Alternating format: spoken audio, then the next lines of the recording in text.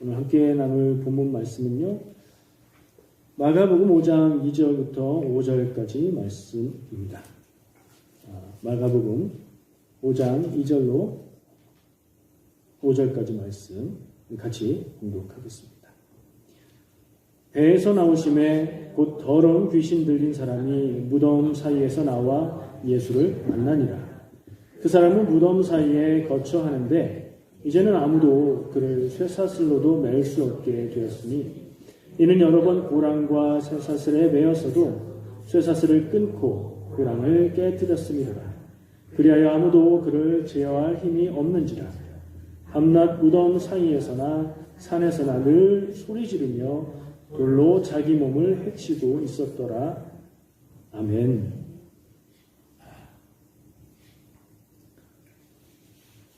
마가복음으로 넘어왔죠. 학교에서 공부하는 것도 아닌데 진도 나가듯이 성경 말씀을 같이 나누고 있습니다. 매일매일 우리가 읽고 묵상하는 말씀에 그 범위 안에서 말씀을 나누고 있어요.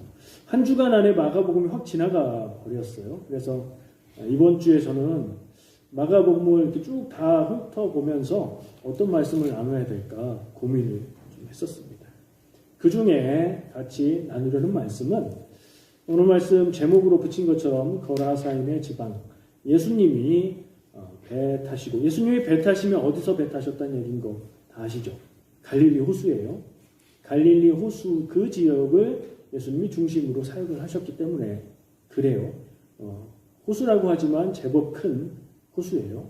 그래서 바다라고 불러요. 커서 바다라고 하는 건 아니고요.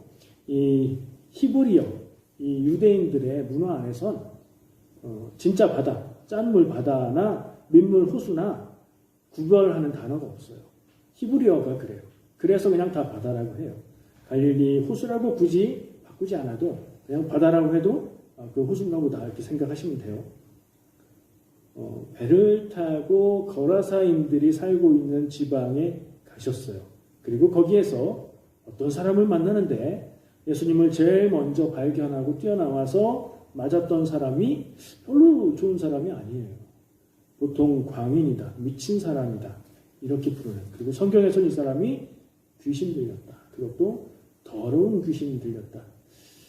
성경에서 더럽다고 얘기하는 건 대체로 안 씻어서 더럽다기보다는 하나님 앞에서 부정하다는 뜻이에요. 어쨌든 그런 귀신 들린 사람이다. 그래서 그 사람이 어떻냐? 간단하게 소개하고 있는데 정말 비참해요. 집에서 살지 않고요. 산이나 무덤이나 뭐 이런 데서 거하고 있고요. 계속하는 일이 뭐냐면 막 소리 지르고 자기 몸을 자해하면서 지내고 있어요.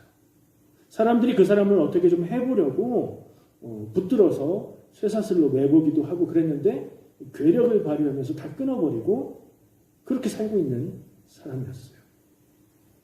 예수님이 거라사인의 지방에 도착하셨을 때 이 사람이 제일 먼저 나타나서 예수님께 왜 나를 괴롭히냐? 왜 나를 괴롭히러 왔느냐? 내가 당신을 아는데 당신은 하나님의 거룩한 사람입니다. 나를 무적행에 넣지 마시고 그건 그 마지막 때까지 그냥 갇혀 있어야 되는 그런 속박을 얘기하는 거거든요. 거기 넣지 마시고 그냥 있을 수 있도록 해주십시오. 간청해서 어떻게 했죠? 스스로 돼지떼에게 좀 들어가게 허락해 주십시오. 그래서 떠나라. 그 사람에게서 나가라. 돼지한테 갔어요. 돼지들이 절벽으로 뛰어내려서 2,000마리가 다 죽었다. 이런 사건, 예수님이 이런 사건을 만나는 그 내용 가운데 좀 나누고 싶은 얘기가 있어서 나누려고 합니다. 딴 얘기로 시작을 해볼게요. 여러분들 집이 어떠신지 모르겠습니다. 집은 평안하신지요? 집 말이에요. 집. 깨끗하고 내가 원하는, 내가 이상적으로 바라는 밝은 햇빛이 들어오면서 깔끔하면서 뭔가 안정적이고 산뜻한 이런 느낌의 집을 꿈만 꾸시죠. 집은 원래 그런 거 아니죠. 뭔가 지저분하고 늘 마음에 안 들고 좁고 그죠? 왜 그럴까? 집은 왜 늘 지저분할까? 안 그런 분들도 계시다는 거 알아요. 그러나 보통 사람들은 그렇다는 얘기예요. 그거는 과학의 법칙으로 설명할 수 있습니다. 연력학 법칙이라는 게 있는데요. 연력학 제1법칙은 에너지 보존 법칙이에요. 에너지는 변하지 않는다. 에너지가 안 변한다고요? 안 변해요, 에너지는. 우리가 자동차를 탈 때에 가솔린 넣고 타죠. 가솔린이 가진 에너지는 불타서 폭발을 일으켜서 엔진을 돌려요. 그러면 그게 배기가스로도 나오고, 걔도 에너지를 갖고 있죠. 돌리는 힘에서 열로도 나오고, 그것도 에너지죠. 차를 움직이는 것도 에너지예요. 그러니까 에너지의 형태만 바뀔 뿐 에너지는 변하지 않는다. 딱 닫혀있는, 통하지 않는 그런 안에서는 에너지의 양은 변하지 않는다. 다만 형태가 바뀔 뿐이다. 이 얘기가, 이건 관계없는 얘기고. 두 번째, 제2법칙이 엔트로피 법칙이라고 얘기하는 게 있어요. 제가 잘 모르죠. 신학 공부한 사람이 뭘 알겠어요. 그러나 제가 최대한 이해를 해보니까 엔트로피 법칙이 집이 지저분해지는 거하고 관계 있는 것 같아요. 엔트로피 법칙은 뭐냐면요. 엔트로피라는 말은 무질서도라는 말로 이해할 수 있어요. 질서가 없어지는 정도. 그래서 이 연력학 제2법칙 엔트로피 법칙은 엔트로피는 언제나 증가하는 방향으로만 간다. 무질서도는 증가하는 쪽으로만 간다. 그냥 놔두면 지저분해진다. 그 얘기인 거예요. 자연계의 모든 있는 것들이 그대로 있는 게 아니라 사람들이 살고 에너지를 사용하면 오염되고 뭔가 변화되고 흐트러지고 그런다는 거예요. 그게 자연 법칙이라니까요. 그래서 여러분들의 집이 원하는 대로 깨끗하지 아니하고 원치 않는 대로 늘 지저분한 이유는 엔트로피 법칙에 따라서 혼란이 증가하기 때문이다. 네. 그러면 내 마음에 들지 않는 이 집을 내 마음에 들게 깨끗하게 유지하려면 어떻게 해야 돼요? 누군가는 참 힘들게 열심히 하고 누군가는 너무나 싫어하는 청소를 해야죠. 청소를 하는 데는 에너지가 들어가요. 사람이 힘을 들여서 일을 해야 무질서도가 다시 질서로 회복이 돼요. 그러면 아까 연력학 제2법칙 무질서도는 항상 증가한다. 거기에 위배되는 거꾸로 되는 방향 아니냐. 에너지를 투입했으니까. 일을 했으니까 그게 되는 거예요. 또 놔두면 대청소를 완벽하게 해서 그냥 놔두면 다음날 그 순간부터 또 조금씩 지저분해지기 시작해요. 집이 지저분해지는 과정을 구체적으로 얘기하면요. 제 경험입니다. 여러분들은 안 그럴 수도 있어요. 피곤한 날 집에 들어가서 옷을 벗어서 어디 놓을까 쳐다보다가 의자 위에 걸쳐놓습니다. 의자 위에 이렇게 걸쳐놓으면 앉았을 때도 불편하지 않고 이따가 씻고 정리해야지, 옷걸이에 걸어야지 하고 걸쳐놓은 옷은 다음날까지 그냥 있죠. 거기에. 처음에 다시 발견하게 될 때 내가 안 치웠네, 저거 치워야겠구나 생각을 해요. 또 보게 되면 아직도 안 치웠네, 자기가 안 치워놓고 제 얘기라고요.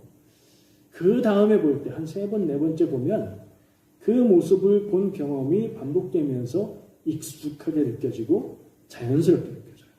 처음 걸쳐놨을 때는 저게 저 자리가 아닌데 이런 생각이 드는데 보고 또 보면 사람의 마음이 이게 저게 저 자리 되게 편안하네, 괜찮네, 이것도 그렇게 되고 그 위에 다음 옷이 또 쌓이게 돼요. 그러면 옷이 걸쳐지고 쌓이고 옆에까지 넘어가다 보면 그 옷 밑에 깔려있던 어떤 중요한 물건은 잃어버린 물건이 되고 맙니다. 그런 경험 있으세요? 전 자주 그래요. 뭔가 없으면 청소를 해야 돼요. 자, 집을 깨끗하게 하는 방법은 청소하는 건데 집을 깨끗하게 유지하는 방법은 뭐죠? 집 안에 나 말고 다른 사람들을 철저히 훈련시켜서 모두가 다 깨끗하게 청소하고 제자리에 놓게 만든다. 이건 불가능한 일이에요. 집을 깨끗하게 유지하는 방법은 쉬지 않고 청소한다예요. 집을 깨끗하게 유지하는 건 애초에 불가능한 일입니다. 그냥 정기적으로 청소하고 만약에 내가 지저분한 집을 보면 너무 괴로워서 마음이 상하는 사람이다. 그러면 좀 훈련을 통해서 좀 편안해질 필요도 있어요. 너무 그렇게 예민하지 않으셔도. 근데 정기적으로 청소를 해야죠. 깨끗하신 분들이 조금 그렇게 내려가면 지저분해도 편안한 사람들은 조금 더 청소하는 쪽으로 만나면 좋아요. 그래서 집안의 가정의 평화를 이루시기를 기도합니다. 이런 일들이 일어나는데요. 단지 이것은 옷과 집이 지저분해지는데 그치지 않는 이야기인 것 같아요. 살면서 내 눈에 딱 띄어서 저건 삐뚤어졌네, 저건 잘못됐네, 저거 고쳐야 되겠네, 지금까지는 이렇게 불편하게 살았는데 저거 이렇게 바꾸면 편하겠다 하는 생각이 드는 거 있죠. 근데 그거를 생각만 하면 언제 그게 그렇게 될까요? 안 돼요. 계속 보면서 저거 해야지, 저거 하려고 했는데 저건 못하는 거야. 이렇게 변해서 자연스럽게 불편하고 삐뚤어지고 잘못된 걸 그냥 놔두게 돼요. 만약에 그걸 바꾸고 싶다면 언제 그 일을 해야 될까요? 내 눈에 최초로 띄었을 때, 저거 바꾸면 좋겠네 싶었을 그때 하면 바뀔 수도 있어요. 근데 그때를 넘기면 안 될 가능성이 한 90% 정도 되는 것 같아요. 살면서 해야 될 일들이 많은데 일이 밀리고 쌓이는 분들, 해야 될 일을 해야 될 때에 그때 하지 않으면 이것도 밀리고 저것도 쌓이고 엎치고 덮치고 꼬여서 정리가 안 되고 나는 너무 바쁘긴 한데 하는 건 없고 그런 일이 발생합니다. 그러면 일만 꼬이고 집만 지저분한 게 아니라 그 사람의 정신세계가 혼란해지고요. 질서가 없어지고요. 그것은 곧 영적인 부분까지 영향을 미쳐서 영적인 질서도 흐트러지게 만듭니다. 자, 이 모든 것이 뭐가 문제예요? 청소가 문제입니다.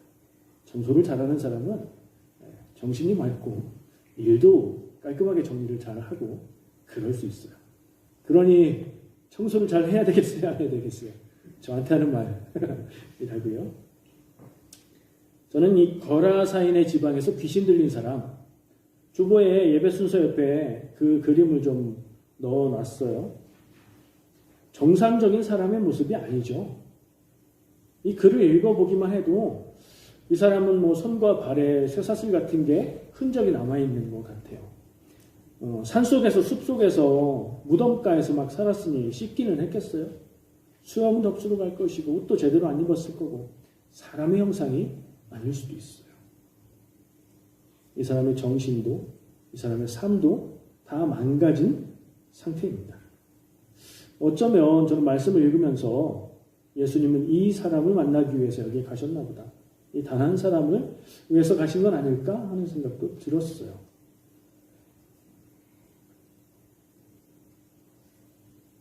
이 이야기를 보고 묵상하고 적용해서 이야기할 수 있는 관점은 여러 가지가 있습니다.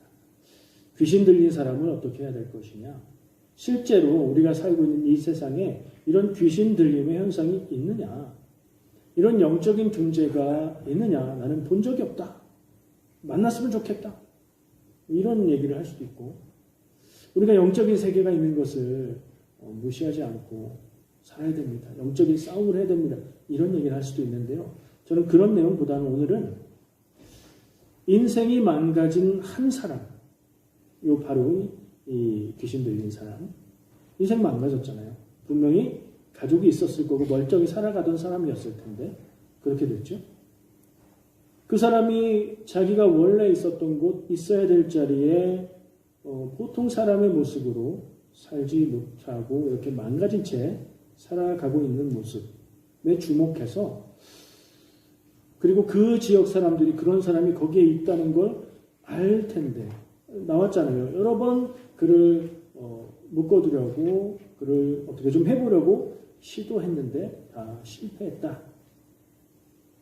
동네 사람들이 아는 사람이었던 것 같아요. 근데 이제는 어쩔 수 없어서 그냥 놔두게 되었다는 상황이잖아요. 그 상황에 주목해 보려고 합니다.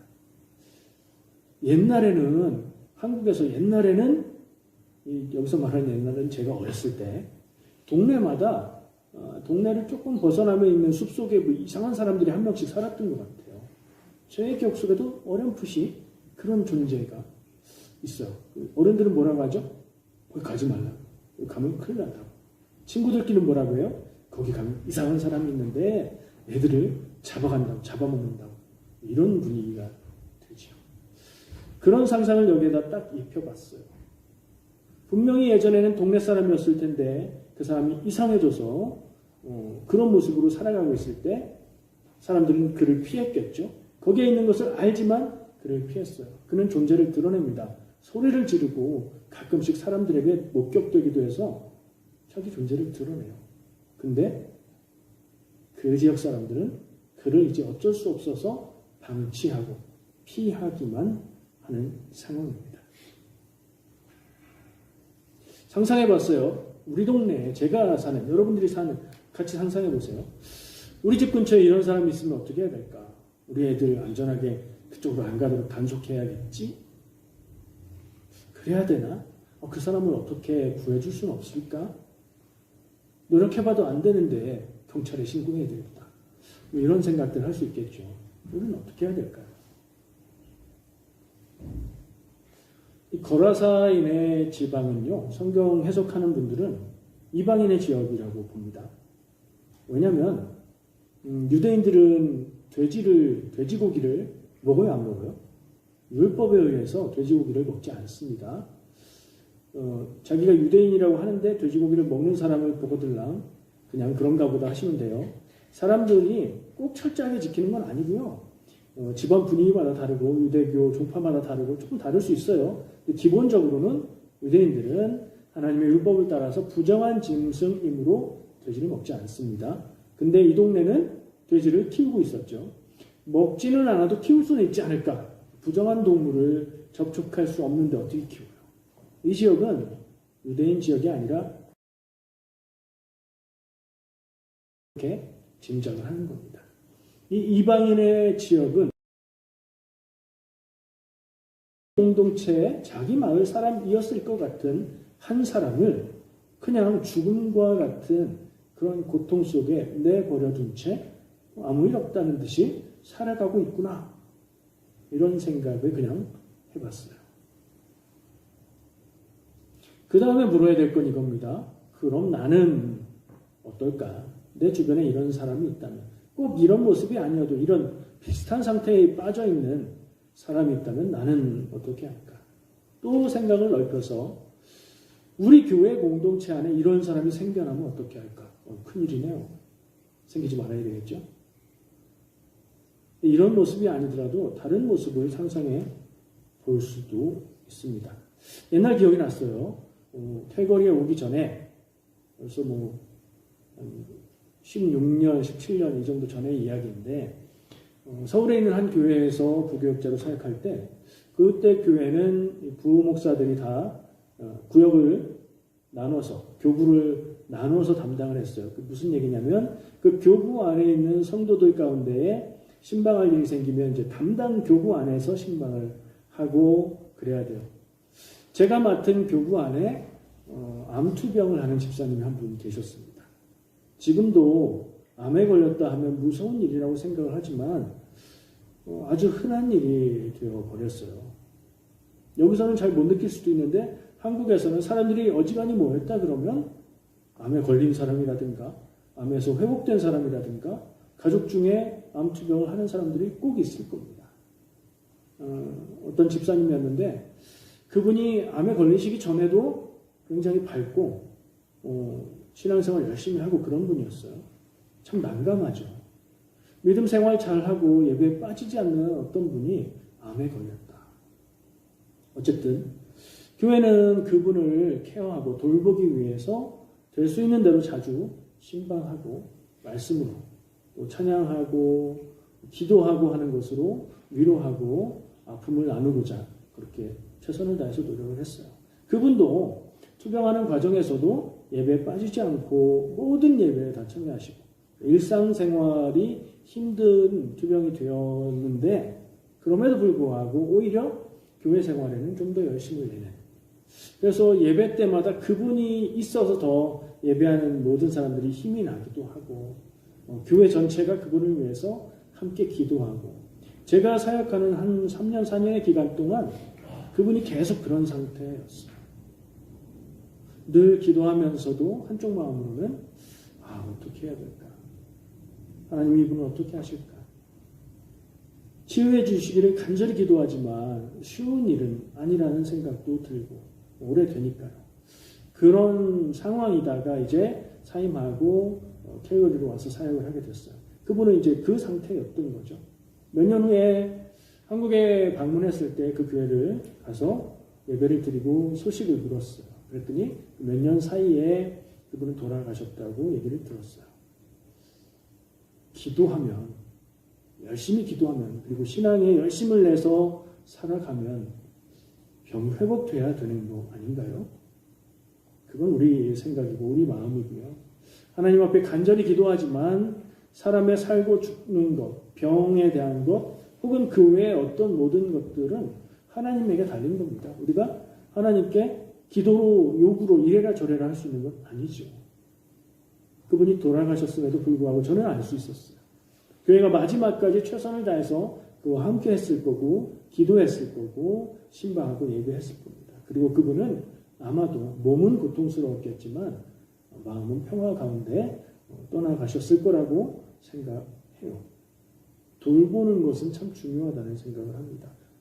설령 기도하고 열심히 간구했을 때 회복되지 않더라도 마지막까지 최선을 다해서 돌보는 것은 참 중요한 것 같아요. 그런 생각을 하면서 다시 이상한 사람, 무서운 사람, 귀신 들렸다고 하는 사람, 초인적인 힘을 발휘해서 가까이 가면 큰일을 당할 것 같은 이 사람, 어떻게 해야 될까? 교회 안에서 만약에 불치병 혹은 난치병에 걸려서 고통당하는 사람이 있다면 우리 공동체 안에 있는 이런 비슷한 사람이 아닐까? 귀신 들렸다는 뜻이 아니라 어쩔 수 없는 고난과 고통을 만나서 괴로움 가운데 있는 모습, 그렇게 한번 생각하면서 연결해 봤어요. 그러면 교회 공동체는 그를 위해서 무엇을 해야 될까? 제가 자꾸 그 사람, 그라고 표현하니까 남 얘기 같죠. 상상하는데도 그럴 수 있지, 병에 걸릴 수 있지, 남 얘기일 수 있는데 만약에 그 사람이 내가 그 사람이라면 생각도 해봐야 돼요. 늘 이런 생각을 해야 돼요.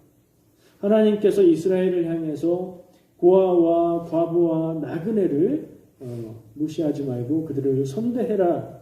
여러 번 율법을 통해서 말씀하시고 그 이유를 말씀하시는데 너희도 이집트에서 옛날에 나그네였었다 라고 말씀하세요. 새겨들어야 돼요. 어렵고 힘든 일을 당하는 건 남 얘기가 아니에요.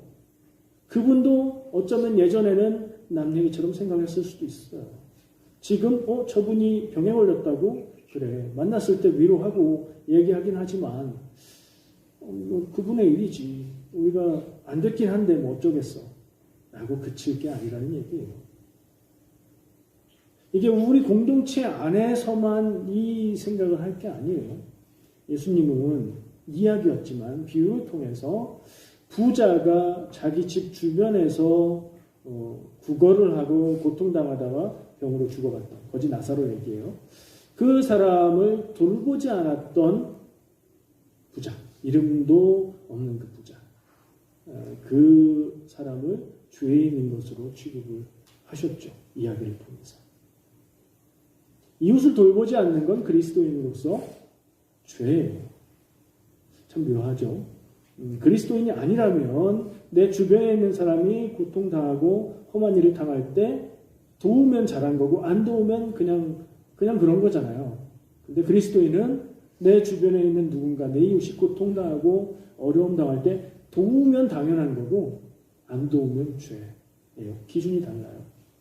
왜냐하면 하나님의 백성이니까. 하나님의 백성은 하나님의 법을 따르는 거고 하나님의 법은 그렇게 살아가기를 우리에게 명하고 있기 때문입니다. 제가 처음에 엔트로피가 어쩌고 집이 지저분해지면 어떻고 이런 얘기를 왜 했을까요? 그냥 웃자는 얘기였을까요? 집이 지저분해지는 것처럼 삶이 조금 혼란스러워지고 정신없어질 때가 있어요. 어쩌면 마음이 아파서 그런 일을 겪게 될 수도 있고요.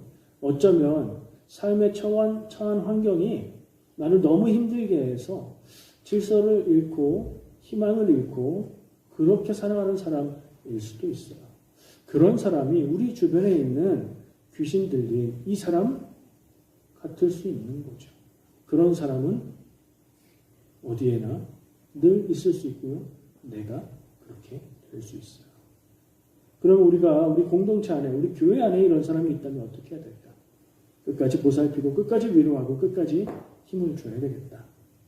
하나님이 허락하셔서 회복할 때까지. 내 이웃이라면요. 이 이웃에 누가 들어갈까요? 우리 옆집 사람이요? 두 번째 옆집 사람까지 이웃일까요? 아니면 같은 주소를 공유하는 사람들이 이웃일까요? 아니요. 제가 늘 말하죠. 내가 소식을 아는 사람이 내 이웃이에요. 그 기준을 적용하면 지금 전쟁 때문에 자연재해 때문에 고통당하는 사람도 다 내 이웃일 수 있어요. 뭘 돕죠? 기도해야죠. 마음 쓰고 그리고 물질적으로 도울 방법이 있고 길이 있으면 그것도 해야죠. 왜요? 착한 사람이라서? 아니요. 하나님의 백성이기 때문에. 우리는 그렇게 살아야 되는 사람들이기 때문에 그렇습니다. 한 동네에서 귀신 들려 인생이 망가진 사람을 방치하는 그런 이 성경에서 나온 이런 모습. 그 마을은 앞으로 어떻게 될까요? 그 사람들은요. 예수님 때문에 예수님의 오심으로 인해서 그 사람은 귀신에서 해방되었고 근데 또 그 결과로 어떤 일이 일어났죠? 돼지 2,000마리가 몰사했어요. 돼지 한 마리 가격이 얼마인지 아세요? 궁금해서 검색해 봤더니 그냥 도매로 판매되니까 돼지는 40만 원, 50만 원 정도 한대요. 한 마리가. 되게 싸죠? 우리가 사 먹는 고기는 분명히 그거보다 훨씬 더 비싼 느낌인데 그건 이제 가공 과정을 거쳤으니까 그런 비용까지 들어가서 그렇게 했죠. 2,000마리 수학 잘하시는 분 한번 계산해 보세요. 40만 원으로 치고 2,000마리면 얼마예요? 저는 수학에 좀 둔해서 미리 계산을 해왔는데요. 8억 맞나요? 8천만 원인가요? 8억인가요? 그 정도예요. 8천도 작은 건 아니잖아요. 8억은 엄청 큰 거고. 순식간에 돼지 2,000마리가 그렇게 죽었으니 그 주인은 엄청 큰 재산 손실을 입은 거죠. 마을 사람들이 다 나왔습니다. 이 일이 어떻게 된 거냐? 저 사람이 왔는데 이렇게 됐다 얘기를 해서 자초지종을 들었어요. 귀신 들려있던 사람은 예수님 앞에 멀쩡한 사람처럼 있고 돼지 2,000마리는 죽어있고 근데 사람들의 눈에 뭐가 보였어요? 돼지 2,000마리가 더 중요해 보였어요. 그래서 뭐라고 했어요? 예수님께 떠나주십시오. 보아하니 이 사람이 능력이 대단한 사람 같고 보통 사람 같지 않으니 이거 손해 청구를 하긴 어렵고 이 사람이 직접 몰아넣은 것도 아니니까. 근데 이 사람이 우리 마을에 있으면 무슨 일이 일어날지 모른다. 이런 생각을 했겠죠. 떠나주십시오. 예수님이 찾아가신 마을에는 어떤 일들이 생겨요? 예수님이 말씀을 전하시죠. 천국의 복음을 얘기하시고 또 병자들을 고쳐주시죠. 마을에 그런 일들이 일어날 텐데 그런 거 관심 없어요. 지금 요 앞에 있는 한 사람 같지 않은 망가진 생명을 유지하고 살다가 지금 사람처럼 변화되어 있는 이 한 사람, 이 사람에 대해서는 관심이 없어요. 예수님은 돼지 2,000마리보다 물론 돼지 2,000마리의 주인을 되게 상심을 했겠지만 돼지 2,000마리보다 이 한 사람의 삶을 회복시키고 영혼을 회복시키는 걸 더 크게 여기십니다. 그런 예수님을 떠나주십시오. 그 마을에 예수님으로 인해서 병이 낫고 삶의 새로운 길을 찾을 수 있고 복음을 듣게 되고 하나님을 만날 수 있는 그런 기회가 열려 있는 건데 떠나주십시오. 라고 얘기해요. 그것만 봐도 이 마을은 좋은 평을 하긴 어렵다 하는 생각을 그냥 혼자서 해봤어요. 교회가 어때야 될까요? 저는 많은 생각을 합니다. 교회는 어때야 되나? 여러분들도 교회는 이래야 되는 거 아닌가 하는 생각들을 하실 겁니다. 그 기준에 비춰보면 우리 교회는 어떻습니까? 부족한 부분이 보이세요? 보실 겁니다. 그러면 목사님이 좀 잘해서 그것 좀 그렇게 해보지 라고 생각하시기보다 내 눈에 보이는 부족한 부분을 내가 채우는 건 어떨까요? 교회가 완벽할 수는 없습니다. 부족하고 연약한 모습이 있을 겁니다. 그게 내 눈에 보이면 내가 채우는 겁니다. 그게 저는 하나님 앞에서 교회를 위한 내 사명 중에 하나가 될 수 있다고 생각합니다. 교회는 어때야 된다. 여러 가지 얘기를 할 수 있겠지만 공동체 안에 그리고 이웃들 가운데에 아프고 고통당하는 이들을 그냥 놔두지 않고 마음 쓰고 힘써 같이 기도하고 마음을 나누는 그게 기본이어야 되지 않을까.